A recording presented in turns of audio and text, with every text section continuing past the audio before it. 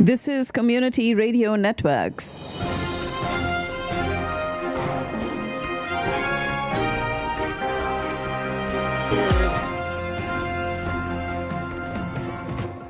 And it is Thursday today, Thursday the 16th of May. And we have all the information right here on Community Radio Networks getting you ready to take on the day today. And we will start with the world news.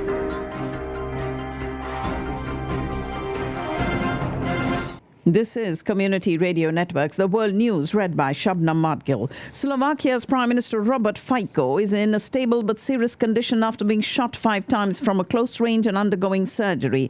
An assassination attempt that rocked the Central European country and sparked global condemnation. The 59-year-old populist leader who returned to power last year and whose controversial reforms have sparked protests in recent weeks was attacked after an off-site government meeting in the town of Handlova. The Slovakian Prime Minister hospitalized but expected to survive after he was shot yesterday in this town, and a suspect has been arrested in what officials are calling a politically motivated assassination attempt. Russian President Putin called the assassination attempt on the Slovakian Prime Minister Robert Fico a despicable crime in a message from the Russian leader to his Slovakian counterpart, and political opponents repeatedly accused Fico of taking Russia-friendly positions amid Putin's war against Ukraine. Relations between Slovakia, a European Union and NATO member state, and its neighboring Ukraine cooled noticeably when the left-wing nationalist Fico won the parliamentary elections in autumn and returned to power. And during the election campaign, Fico had announced that he no longer wanted to supply Ukraine with weapons. France has imposed a state of emergency in New Caledonia as the South Pacific Overseas Territory is rocked by violent unrest. This according to the office of President Emmanuel Macron in Paris, following a crisis meeting yesterday. Declaring a state of emergency makes it easier for the authorities to impose curfews and ban demonstrations, among other actions. France declaring the state of emergency on the Pacific island of New Caledonia after 3 young indigenous Kanak and a police official were killed in riots over electoral reforms. And the floating pier that will allow for humanitarian aid to flow into Gaza from the sea has been anchored to a beach in Gaza. And the U.S. military has finished installing this floating pier for the Gaza Strip today, with officials poised to begin ferrying badly needed humanitarian aid into the enclave, besieged over 7 months of intense fighting in the Israel-Hamas war. And the final overnight construction sets up a complicated delivery process more than 2 months after President Biden ordered it to help Palestinians facing starvation as food and other supplies failed to make it as Israel recently seized the key Rafah border crossing in its push on that southern city on the Egyptian border. The World Food Programme says it has run out of stocks in southern Rafah and has suspended food aid distributions there since the 11th of this month. And a group of 20 prominent human rights organizations has issued a statement denouncing the failure of world leaders to act even as Israel's invasion of Rafah worsens the humanitarian catastrophe in Gaza. And these include Amnesty, Oxfam, ActionAid and others, decrying the world's failure to stop this invasion. The Palestinian Red Crescent Society has reported that more than 15,000 children have been killed in Gaza. And Arab leaders are gathering in Bahrain for a summit dominated by the Israel-Hamas conflict, which has been raging in the Gaza Strip without a ceasefire in sight. And heads of state and government began touching down last night in Manama, the capital of the Gulf nation, where the flags of the Arab League's 22 members were flying. South Africa will ask the top UN court to order an immediate halt to Israel's incursion in Rafah, describing it as a genocidal operation threatening the very survival of Palestinians. Top lawyers for Pretoria will kick off 2 days of hearings at the Peace Palace, home of the International Court of Justice, imploring judges to order a ceasefire throughout Gaza. And Lebanon's Iran-backed Hezbollah group has said it launched more than 60 rockets at Israeli military positions in retaliation for overnight airstrikes on the country's east. The U.S. Navy destroyer USS Mason intercepted an inbound Houthi anti-ship missile over the Red Sea, according to the U.S. Central Command, in a statement after Yemen's Houthis said they had targeted that warship. And the scenes in Chicago of Chicago police dismantling the anti-war pro-Palestinian encampment at DePaul University has reached its 17th day, and hundreds of Chicago police officers dressed in riot gear began to dismantle these encampments this morning. Student protesters at San Francisco State University say they've reached an agreement with the school's president on the issue of Gaza and are beginning to dismantle their encampment. When he gives the commencement address at Morehouse College, President Biden will have his most direct engagement with college students since the start of the Israel-Hamas war at a center of black politics and culture. Morehouse is located in Atlanta, the largest city in the swing state of Georgia, which Biden flipped from former President Trump 4 years ago. And his speech on Sunday will come as he tries to make inroads with the key and symbolic constituency, young black men, and repair the diverse coalition that elected him to the White House. President Biden and Republican rival Donald Trump have agreed to face off in 2 debates on the 27th of June and the 10th of September, setting up the highest stakes moments yet of the race for the White House. President Biden and the former President Trump agreeing yesterday to participate in these 2 presidential debates. Independent candidate Robert F. Kennedy Jr. said President Biden and former President Trump were colluding to exclude him from the debates they agreed to participate in. It is U.S. Vice President Kamala Harris who emphasized the need for greater representation of the Indian Americans in elected offices, underscoring the disparity between the community's population growth and political presence. She was speaking at the annual Desis Decide Summit organized by Indian American Impact, a Democratic Party think tank, and urged members of the minority ethnic group to pursue political careers actively. Donald Trump's lawyer is expected today to resume attacking the credibility of Michael Cohen, the former attorney whose $130,000 hush money payment to the adult film star Stormy Daniels is at the heart of the criminal trial against the former president.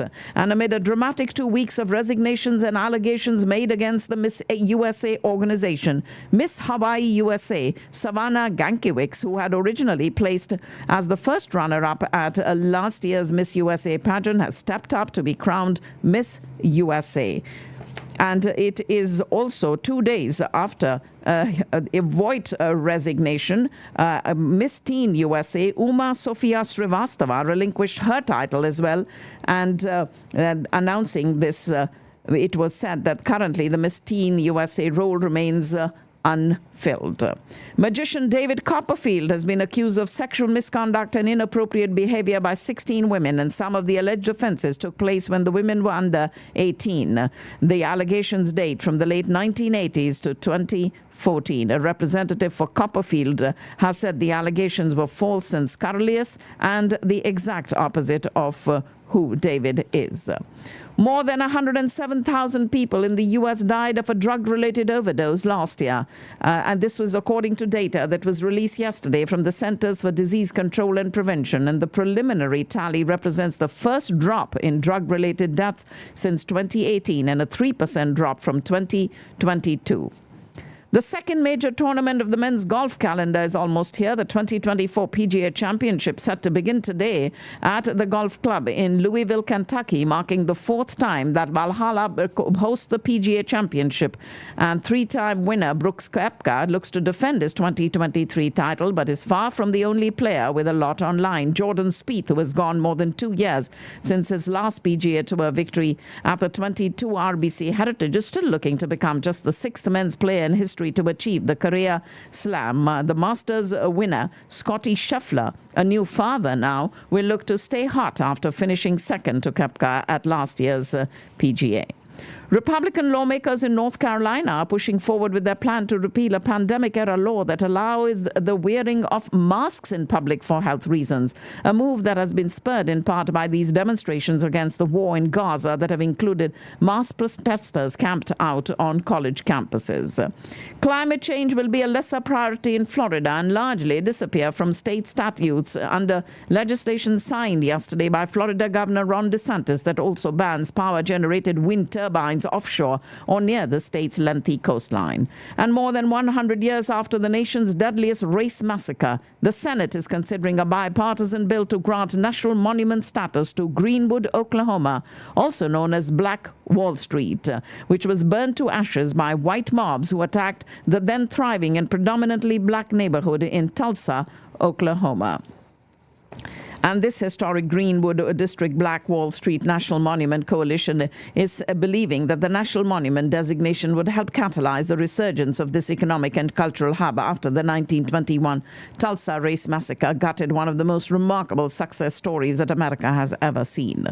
As a controlled explosion rocked the Dali, nearly 24 sailors remained on board below the deck in the massive ship's hull, and all of them are from India. The simultaneous blast sent pieces of Baltimore's once iconic Francis Scott Key Bridge into the dark waters of Maryland's Patapsco River 7 weeks after its collapse, leaving 6 people on the bridge dead and the Dali marooned.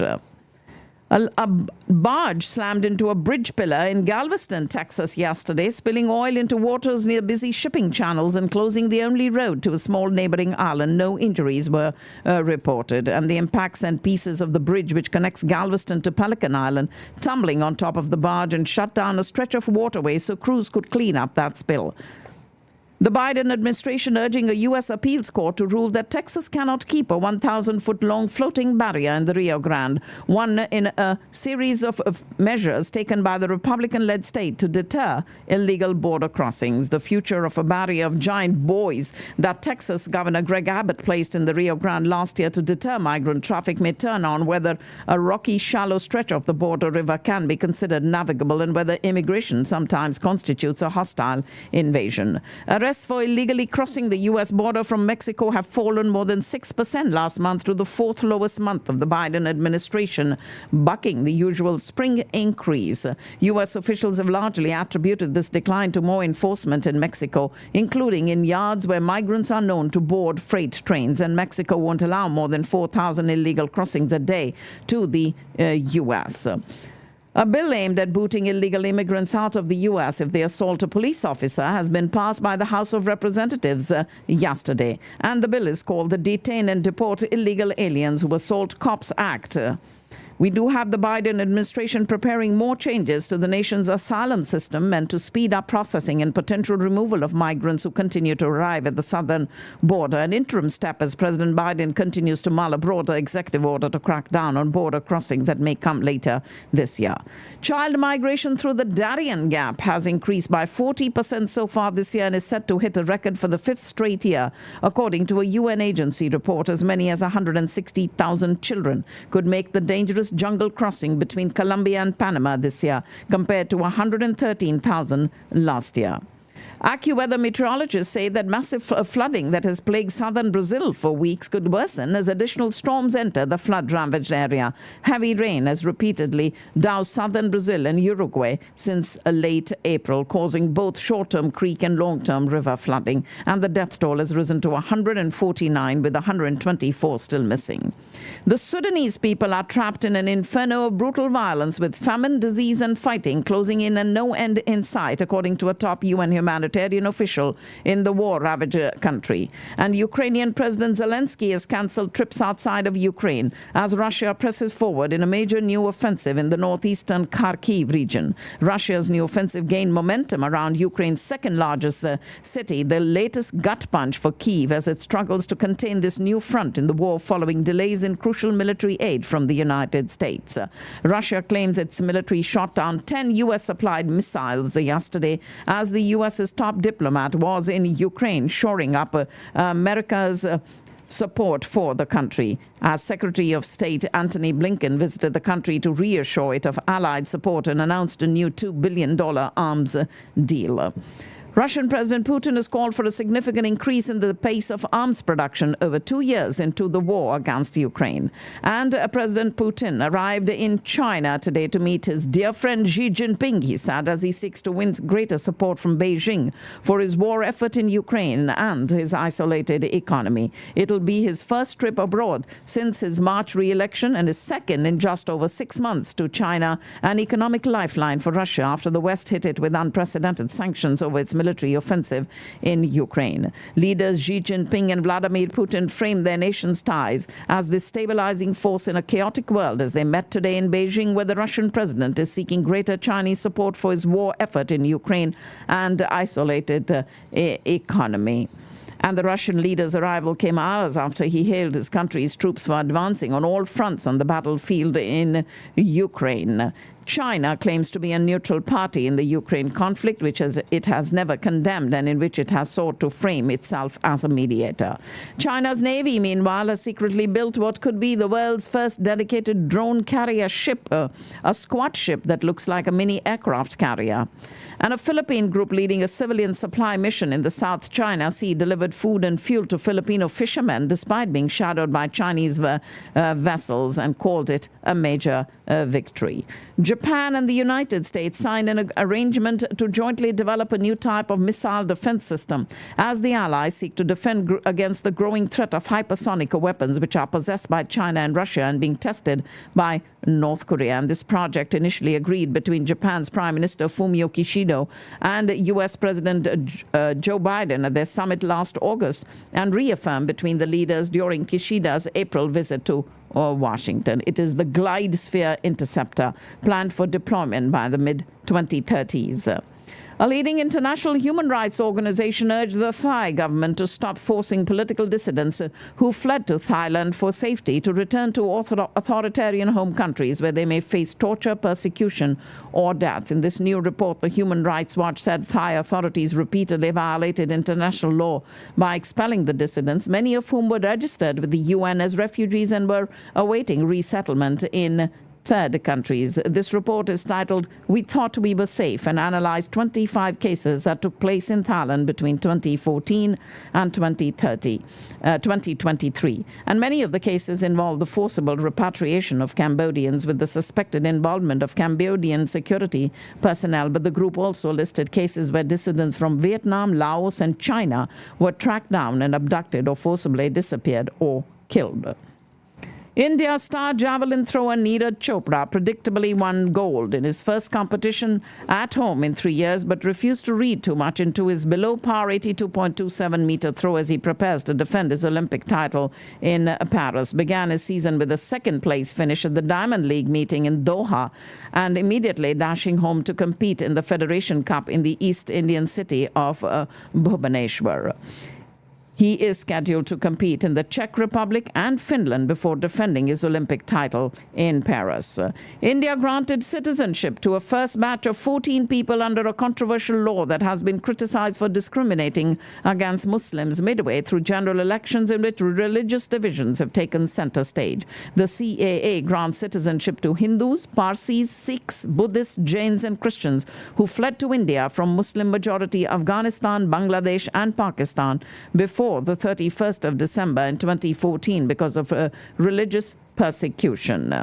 And these recipients were administered the oath of allegiance and granted citizenship after their documents were verified. Prime Minister Modi addressed 3 election rallies in Uttar Pradesh ahead of the 5th phase of the election. He attacked the India bloc partners Samajwadi Party and Congress for fielding a Trinamool Congress candidate and said they wanted to try out the TMC brand of politics in the state.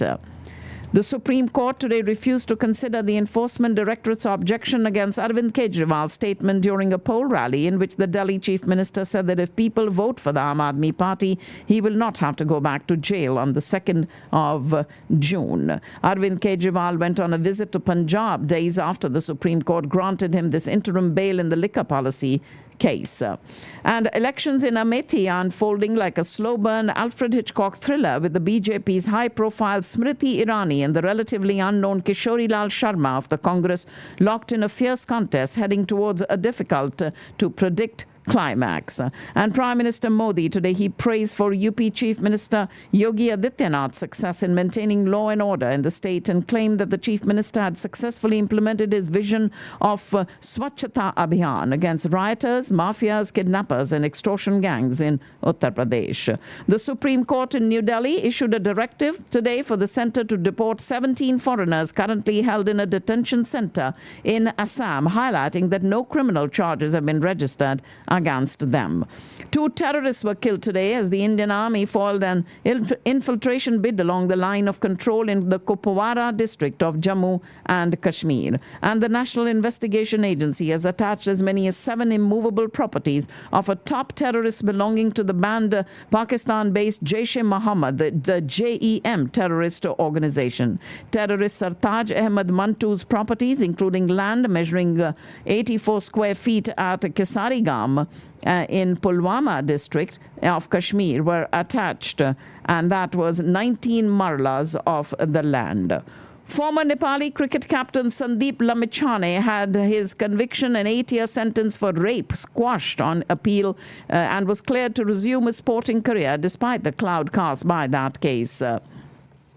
We do have cricket at a crossroads with a part of the T20 World Cup in June taking place in the USA ahead of the sport's re-entry into the Olympics in Los Angeles in 2028. And the world is waiting with bated breath to see how the public accepts cricket in the United States, which is a new market for that sport. The India-Pakistan Game Group League game on the 9th of June in the Nassau County Stadium, 35 kilometers east of Manhattan, is being looked forward to. And the newly built Nassau County International Cricket Stadium near New York launched with the sports world body excited to conquer new territories through the T20 World Cup next month. 34,000 capacity stadium with infrastructure from the Las Vegas Formula One circuit and drop-in pitches prepared in Florida, hosting the hotly anticipated India-Pakistan clash on the 9th of June. And the showpiece 20-over event will be co-hosted by the West Indies and the US starting on the 1st of June with New York, Florida and Dallas as venues. With the T20 World Cup in mind, Pakistan captain Babar Azam says that the team will continue to play with the same positive intent against England, which the Green Shirts displayed in the last 2 games of the Ireland series that ended earlier this week. And Pakistan's volleyball team stretched their unbeaten run to 4 games as they thrashed Kyrgyzstan in the Central Asian Volleyball Championship in Islamabad at the Liaquat Gymnasium of the Pakistan Sports Complex. The Pakistan Army successfully conducted the test launch of a Fateh-2 guided rocket system that has a range of 400 kilometers, and the rocket system will significantly upgrade the reach and lethality of the Army's conventional arsenal. A Supreme Court hearing in Islamabad on a case about changes in the accountability laws turned out anticlimactic as ex-Premier Imran Khan appeared via video link but did not get a chance to speak as a petitioner in that matter. And the development came after the Supreme Court hearing the case about the National Accountability Bureau laws had ordered the federal and Punjab governments to facilitate Imran's appearance today via video link from the Adiala jail.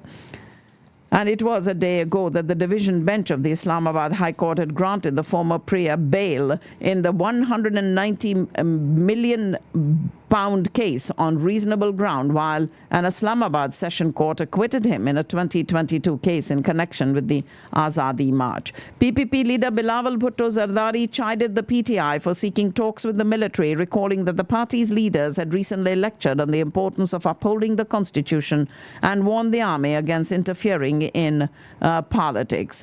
He was speaking at the National Assembly during debate on his father's address to a joint sitting of Parliament.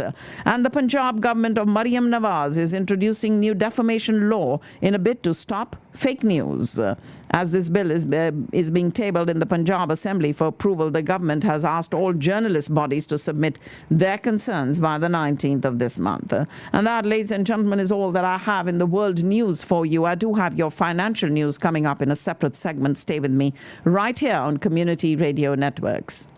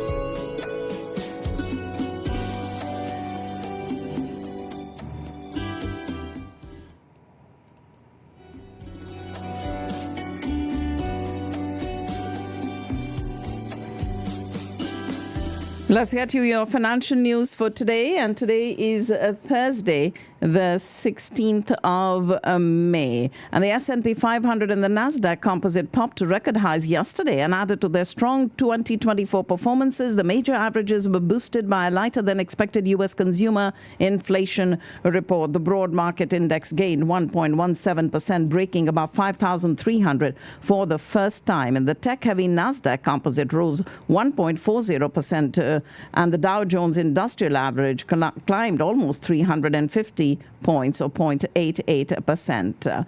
Inflation cooled slightly last month, but even the slower price increases revealed this week still added to a tally that is perhaps the Biden campaign's most intractable economic challenge in the 2024 campaign season. Prices as measured by the seasonally adjusted consumer price index are now up over 19.4% in the 3+ years since Biden took office. Inflation pressures, though, ease, but the progress likely not enough to push the Federal Reserve to cut interest rates just yet.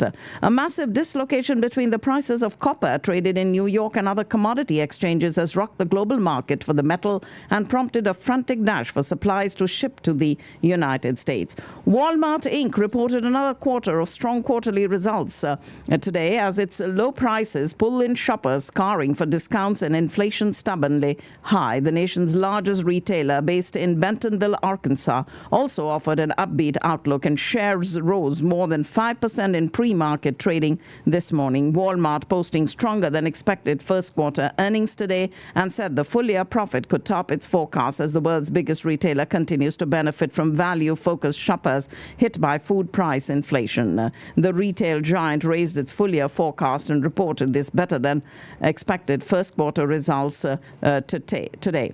And a bipartisan group of senators, including Majority Leader Chuck Schumer, called on Congress yesterday to approve $32 billion in funding for artificial intelligence research to keep the U.S. ahead of China in the powerful technology. OpenAI chief scientist and co-founder Ilya Sutskever is leaving the artificial intelligence company, a departure that ends months of speculations in Silicon Valley about the future of a top AI researcher who played a key role in the brief ouster of Sam Altman last year.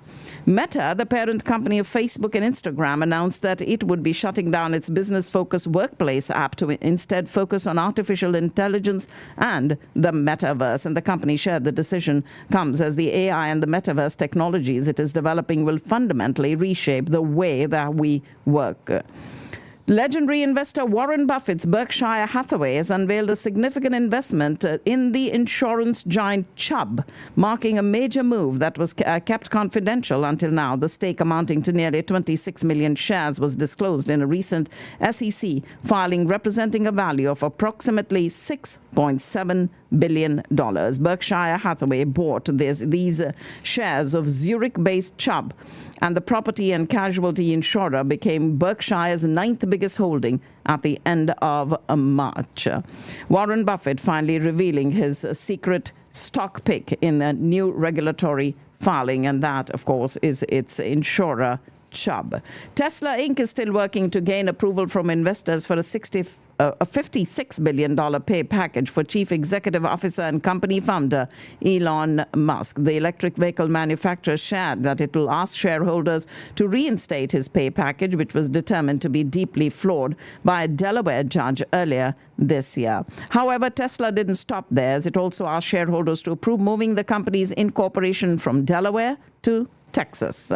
Retail darlings GameStop and AMC continued their slide into pre-market trading this morning as the euphoria over the return of Roaring Kitty, who was the central figure in 2021 meme stock rally, fizzles out.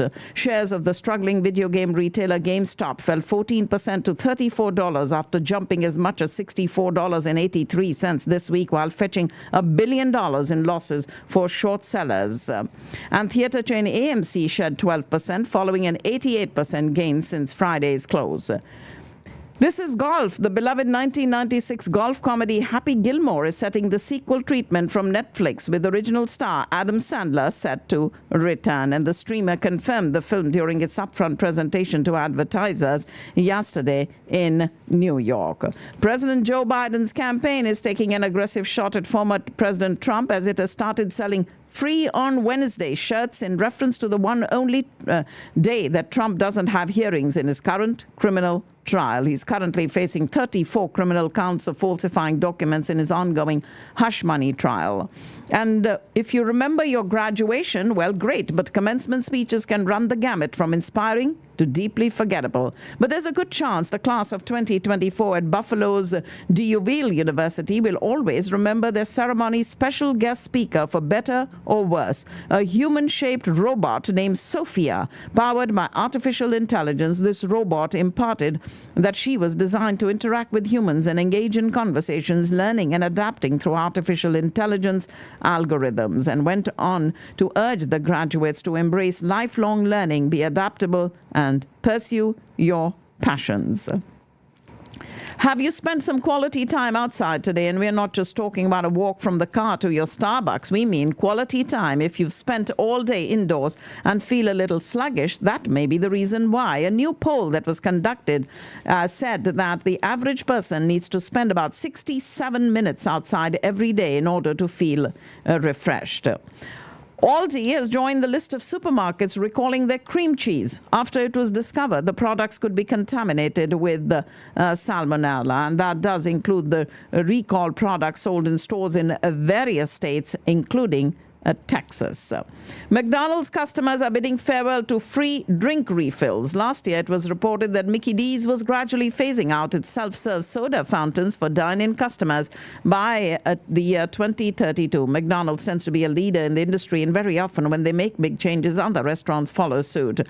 Does this mean it's beginning of the end for self-serve soda machines? When McDonald's announced its decision, it cited hygiene, theft, and consumer eating habits as the driving factors. One of the most iconic figures of our childhood is Chuck E. Cheese. And how many hours were spent at birthday parties stuffing your face with pizza and begging parents for more tokens to collect cheap plastic toys that would break on the car ride home? A staple of the Chuck E. Cheese experience was the animatronic band that would perform every half hour or so. Unfortunately, these animatronics seem to be a thing of the past.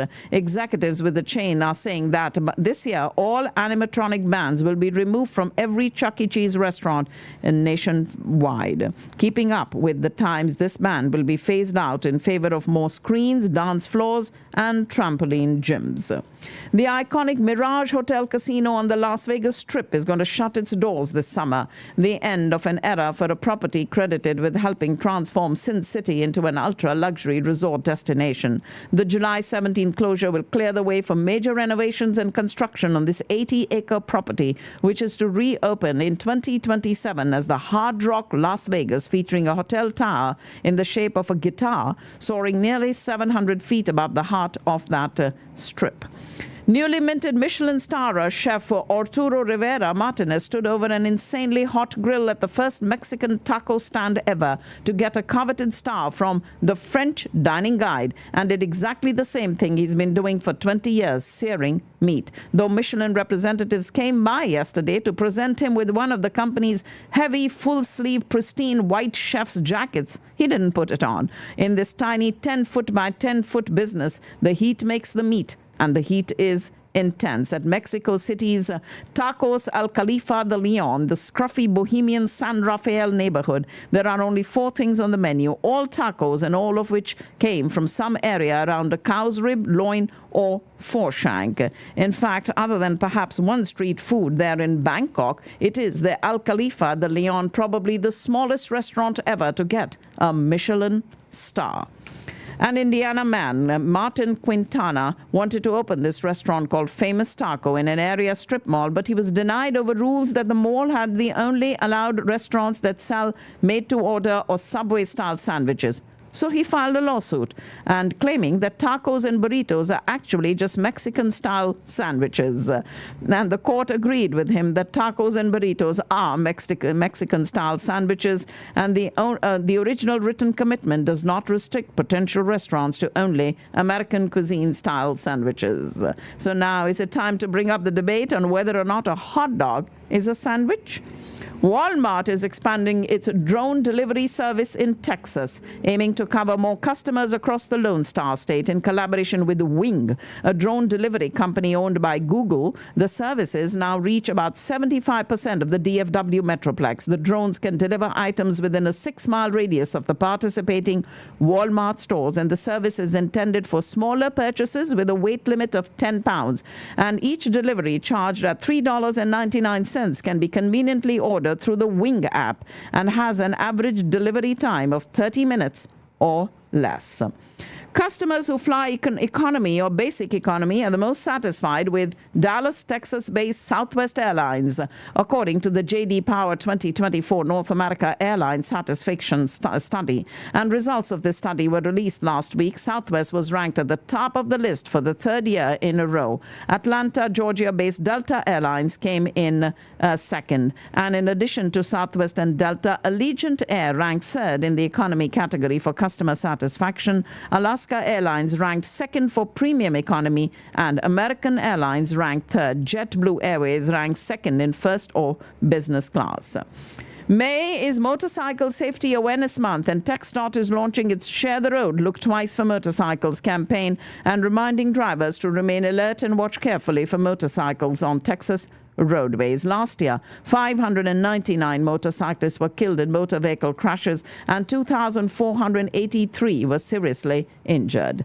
Texas universities eliminated or changed hundreds of jobs in recent months in response to one of the nation's most sweeping bans on diversity programs on college campuses. In the fullest public accounting of the new Texas law today, the head of the University of Texas system announced its 9 academic and 5 health campuses alone had cut 300 full and part-time positions, and those campuses combined also did away with more than 600 programs related to diversity, equity, and inclusion training. The DFW airport is set to begin construction on new terminal facilities later this year, opening up opportunities for business owners to launch new retail and dining locations, and is putting out a request for proposals from businesses interested in one of the concession slots. And there are 17 restaurant spots and 17 retail spots available. And the detailed information on how to submit the proposals is available on their website, and the deadline for submission is set for the 12th of August. The North Texas Food Bank says the state now leads the nation in food insecurity. The relief organization Hunger America now says 16.4% of Texans now face hunger, a greater percentage than California. Camp Sweeney, a unique haven for children with type 1 diabetes, is urgently calling for community support this year to continue its life-changing programs. Pediatrician and diabetes specialist Dr. Ernie Fernandez also serves as the volunteer camp director and has dedicated 40 years to ensuring that kids with this challenging condition can experience normalcy and fun every summer. Children diagnosed with type 1 diabetes often face significant lifestyle changes which can be overwhelming. £4 million of dirt will be poured into the AT&T Stadium in Arlington this week ahead of the PBR World Finals and Kid Rock's Rock and Rodeo. It'll take place on Friday night before the PBR World Finals on Saturday and Sunday. The dirt can be moved around the stadium floor once it's inside to accommodate the different events this weekend.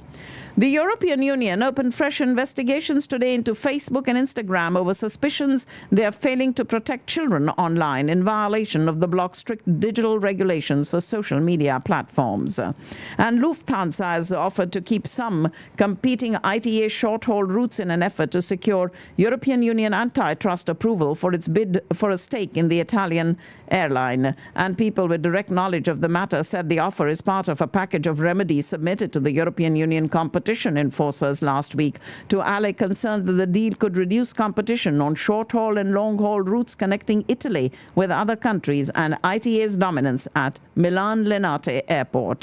Lufthansa wants to buy a 41% stake in this state-owned ITA, the successor to Alitalia.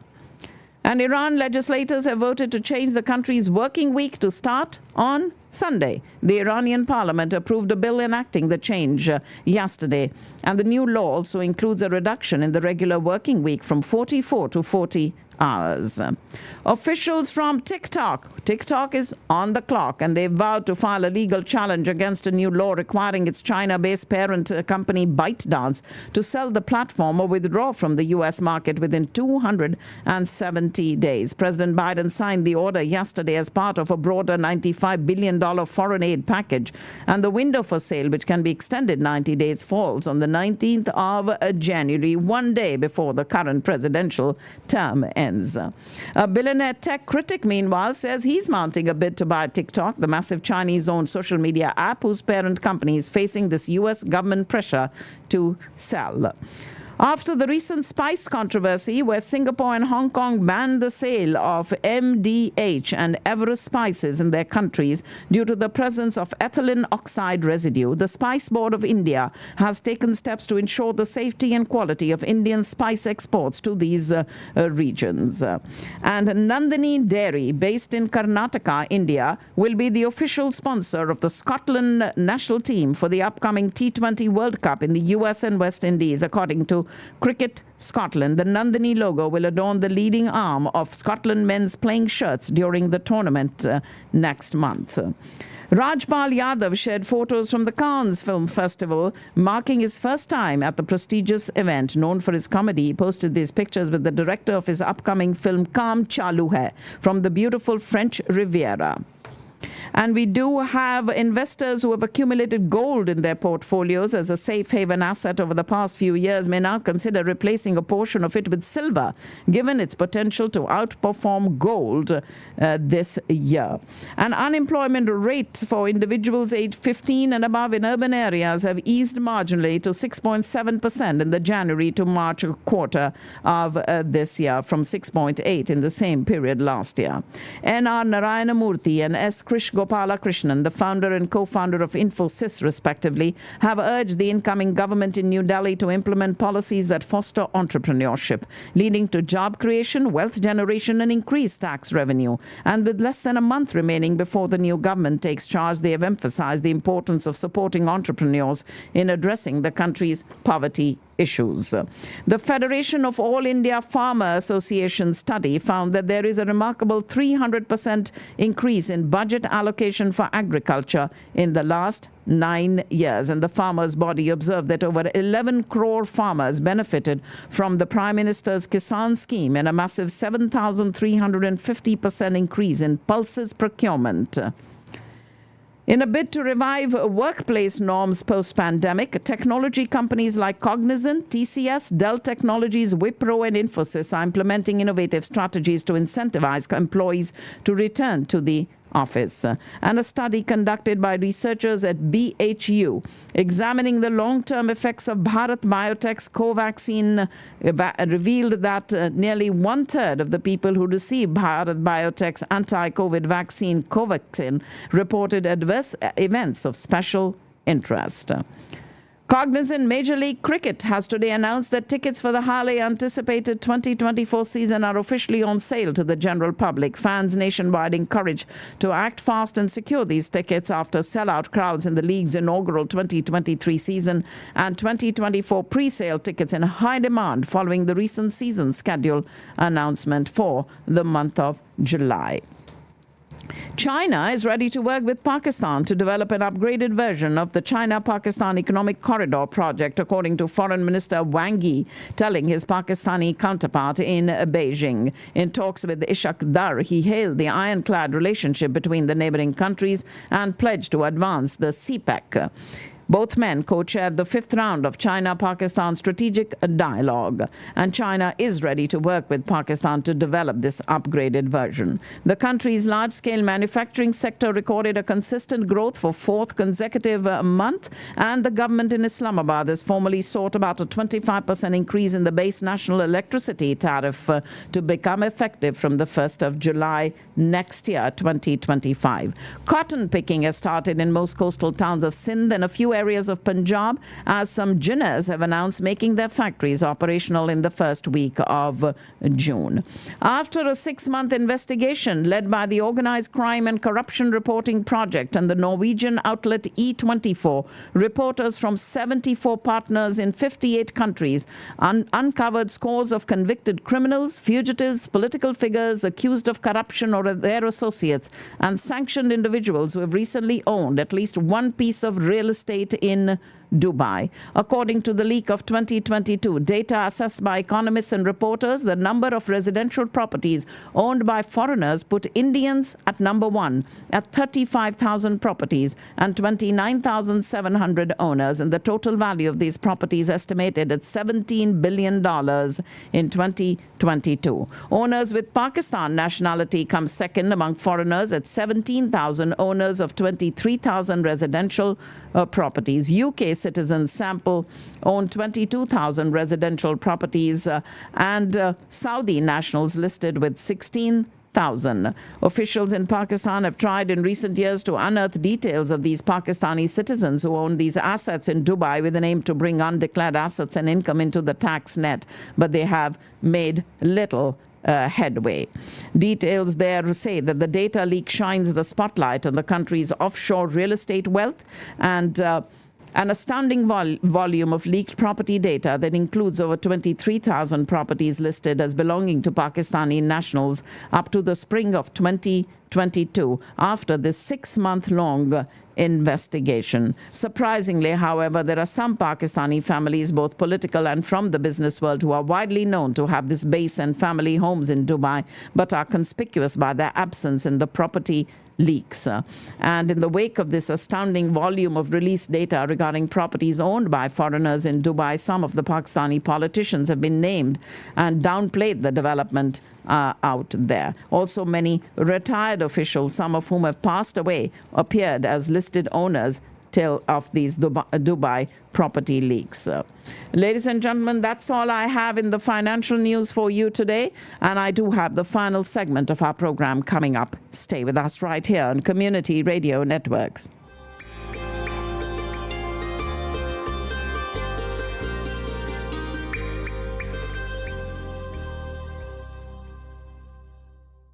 With the Wells Fargo Active Cash Credit Card, earn unlimited.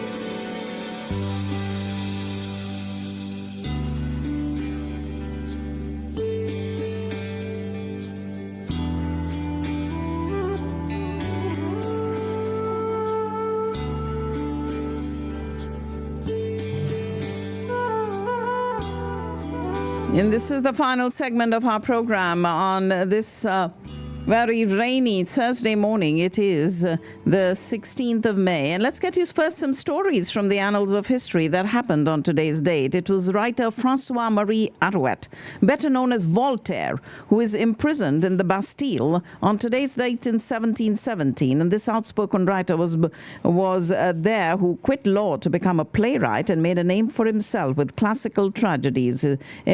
Critics had embraced his epic poem La Henriade, but its satirical attack on politics and religion infuriated the government, and he was arrested. Spent nearly a year in the Bastille. Voltaire's time in prison failed to dry up his satirical pen, and in 1726 he was forced to flee out there to England and returned several years later and continued to write plays.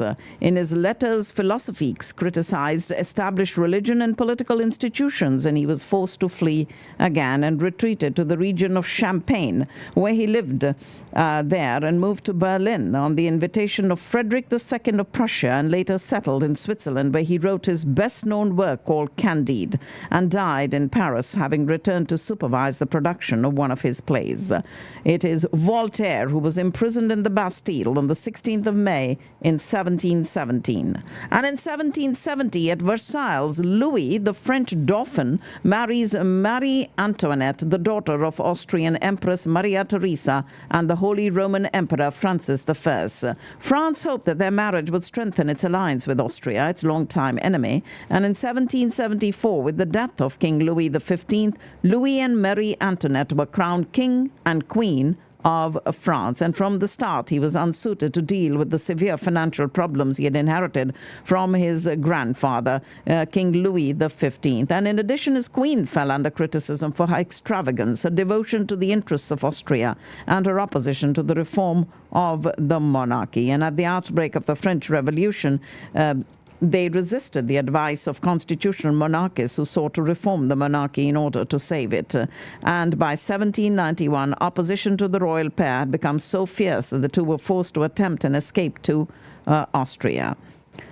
And it was on the 21st of January that he walked steadfastly to the Galeton and was executed. 9 months later, Marie Antoinette was convicted of treason by a tribunal, and she followed her husband to the guillotine. It is the royal couple who were arrested and imprisoned, and the monarchy was abolished by the National Convention. And on the 16th of May in 1868, the U.S. Senate votes against impeaching President Andrew Johnson for high crimes and misdemeanors. He would not be fully acquitted of all charges until 10 days later. Of the 11 counts, several went to the core of the conflict between Johnson and Congress. It is Presidents Johnson, Clinton, and Trump, the only presidents for whom the impeachment process went as far as a Senate trial. Nixon resigned before the House of Representatives could vote on impeachment. And on the 16th of May in 1918, the United States Congress passes the Sedition Act, a piece of legislation designed to protect America's participation in World War I. Along with the Espionage Act of the previous year, the Sedition Act was orchestrated largely, and the United States Attorney General there, under President Woodrow Wilson, was the one who had orchestrated this. And the Espionage Act passed shortly after the U.S. entrance into the war that made it a crime for any person to convey information intended to interfere with the U.S. Armed Forces prosecution of the war effort or to promote the success of the country's enemies.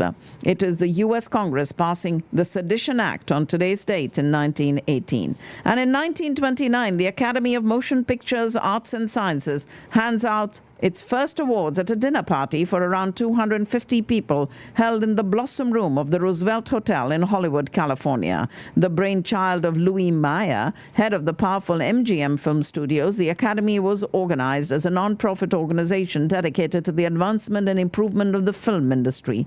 And its first president and the host of the May 1929 ceremony was the actor Douglas Fairbanks Sr. Unlike today, the winners of the first Oscars, as the coveted gold-plated statuettes later became known, were announced before the awards ceremony itself. And at the time of the first Oscar ceremony, sound had just been introduced into film at that time. And it was the Warner Brothers movie called The Jazz Singer. And that movie, if you remember, was the first one which was a talkies, not allowed to compete for Best Picture because the Academy decided it was unfair to let movies with sound compete with silent films. And the first official Best Picture winner was Wings, directed by William Wellman, and the most expensive movie of its time with a budget of $2 million. The movie told the story of two World War pilots who fall for the same woman. And that, ladies and gentlemen, was the first Academy Awards ceremony held on today's date, the 16th of May, 1929. In Poland, the Warsaw Ghetto Uprising comes to an end as Nazi soldiers gain control of Warsaw's Jewish ghetto, blowing up the last remaining synagogue and beginning the mass deportation of the ghetto's remaining dwellers to the Treblinka extermination camp. The Warsaw Ghetto Uprising ended on today's date in the year 1943, and shortly after the German occupation of Poland began, the Nazis forced the city's Jewish citizens into this ghetto surrounded by barbed wire and armed SS guards. And the ghetto had an area of only 840 acres, but soon held almost 500,000 Jews in deplorable conditions. In the wake of the Soviet downing of an American U-2 spy plane on the 1st of May 1960, Russian leader Nikita Khrushchev lashes out at the U.S. and President Dwight Eisenhower at a Paris summit meeting between the two heads of state. Khrushchev's outburst angered Eisenhower and doomed any chances for successful talks or negotiations at this summit. That U.S.-Soviet summit meeting collapsed after the U-2 spy plane was shot down, and this collapse of the meeting happened on today's date in the year 1960. On the 16th of May 1980, the Los Angeles Lakers point guard Earvin Magic Johnson steps in for injured center Kareem Abdul-Jabbar and scores 42 points, leading the Lakers to a 4-2 series win over the Philadelphia 76ers for their first championship since 1972. Magic had led Michigan State to the NCAA title over Larry Bird's Indiana State in the most-watched college final ever, and that fall he was drafted by the Lakers as the first overall pick. No one expected that Magic, at 6 feet 9 inches, the tallest point guard in league history, would so easily make a transition to center that was done. He rang up 42 points, 15 rebounds, and 7 assists to lead the Lakers to victory, and was named MVP of the finals, the first of 3 such awards in his career. And the Lakers went on to dominate the NBA, winning a total of 5 championships in the 1980s. It was on the 16th of May, 1980, that Magic Johnson stepped in and scored those 42 points. In the scientific journal Nature, on the 16th of May 1985, 3 scientists from the British Antarctic Survey announced their detection of abnormally low levels of ozone over the South Pole. And their discovery, commonly known as the ozone hole, became a palpable example of mankind's ability to damage the Earth's atmosphere, as well as one of the most famous success stories in the history of climate activism. The ozone layer is a region of the Earth's stratosphere containing high levels of trioxygen, which effectively blocks much of the sun's most harmful ultraviolet radiation from reaching the planet's surface. And scientists had pushed for the regulation of chlorofluorocarbons, chemicals found in everyday items like air conditioners and aerosol sprays. Due to their adverse effects on this layer, the EPA banned the production of CFCs in 1978, and it was the paper called Nature that specifically revealed annual depletion of ozone in a spot above the Antarctic. The discovery of the ozone hole was announced on today's date in 1985. And on the 16th of May in 2014, broadcast journalist and TV personality Barbara Walters retires from ABC News and as co-host of the daytime program called The View. In a landmark career that spans some 50 years on air, the 84-year-old Walters blazed a trail for women in TV news. On Walters' May 16th View send-off, Oprah Winfrey, Diane Sawyer, and Kathy Couric were among the more than 24 female broadcasters who appeared on the show to pay tribute to this legendary newswoman. And it was all that happened on today's date, which is the 16th of May in the year 2014. In May of the previous year, 2013, she has announced that after more than half a century in TV, she would retire the following year. Shortly before the acclaimed journalist made her official farewell on The View, her longtime employer, ABC, honored her by naming its news headquarters in New York City the Barbara Walters Building. She died 2 years ago at the age of 93. Ladies and gentlemen, Community Radio Networks has huge thanks going out to Discount Power, to Houston EB5, to the Ahluwalia Law Offices, the Wyndham Hotel in Irving, Digital X-Force, Kinzer Law, Maikalachi, Ruchi Palace by Maikalachi, Shri Vimal, Vimal's Venue, Eggholic on MacArthur Boulevard in Irving, Mystic Mandala, and Flashbrush Productions for their support of Community Radio Networks. We do want to remind you that this weekend we have some events that you can definitely go to, and it is the Asian American Native Hawaiian Pacific Heritage Month that is being celebrated, and we do have a celebration in downtown Dallas at 208 South Ackerd Street that is happening on the 18th. Today is the 16th, so that means on Saturday, and this will be from 2 to 9.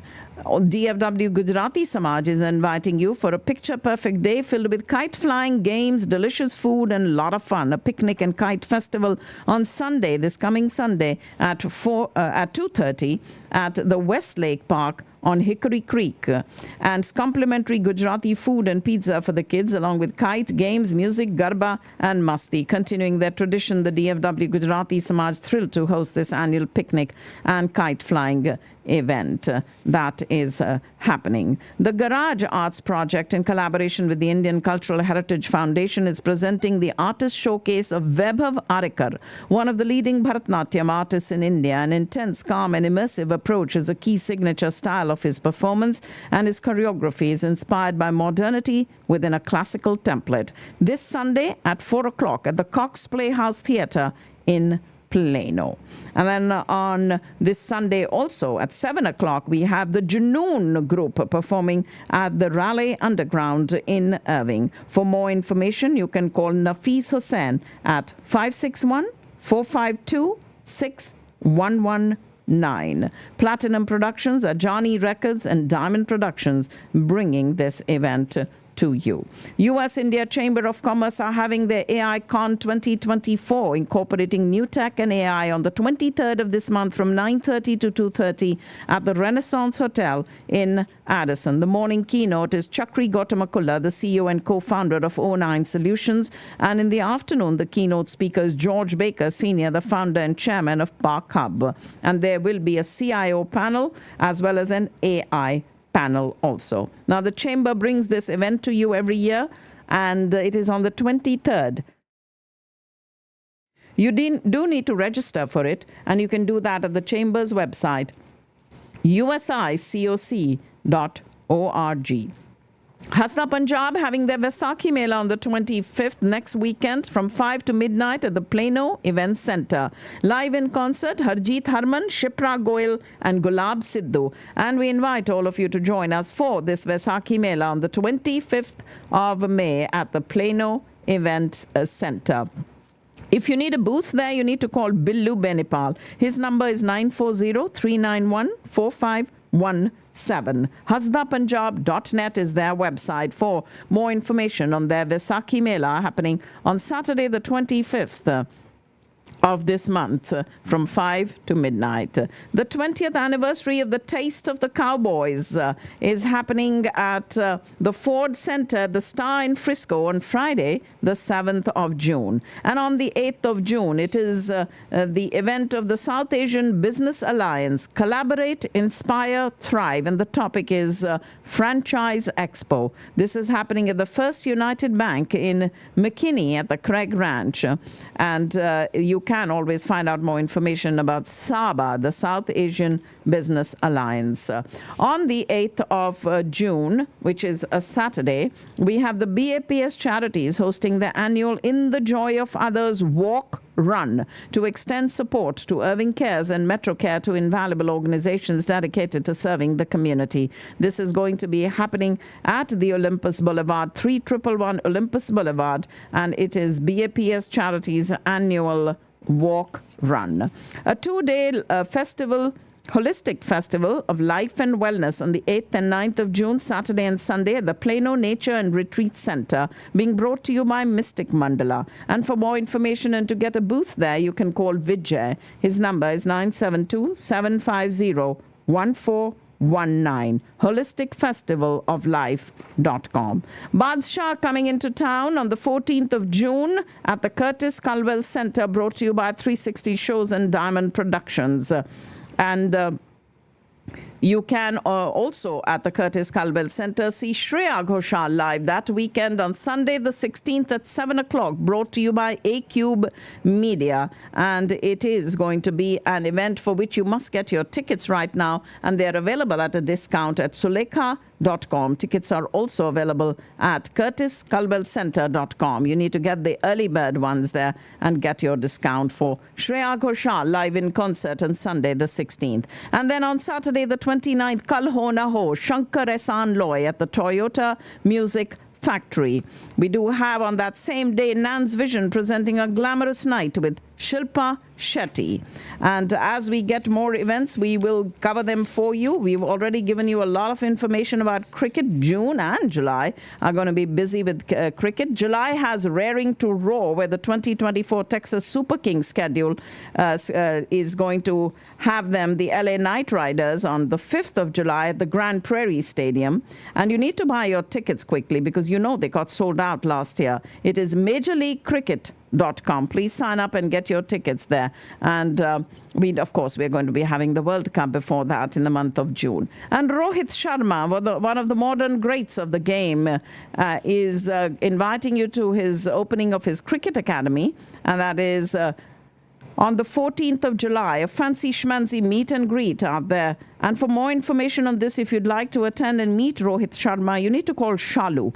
Her number is 201-245-6299. 201-245-6299. The Hitman is coming to Dallas, and that is Crick Kingdom in partnership with DFW Indoor Sports, helping in the opening of the Cricket Academy by Rohit Sharma, all set to make its grand debut right here in Dallas. Again, Shalu is the person to call, 201-245-6299.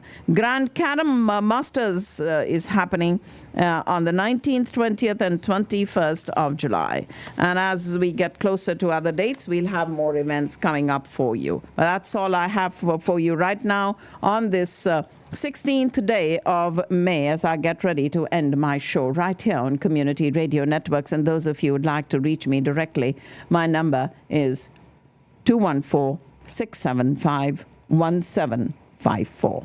And that's my show for today.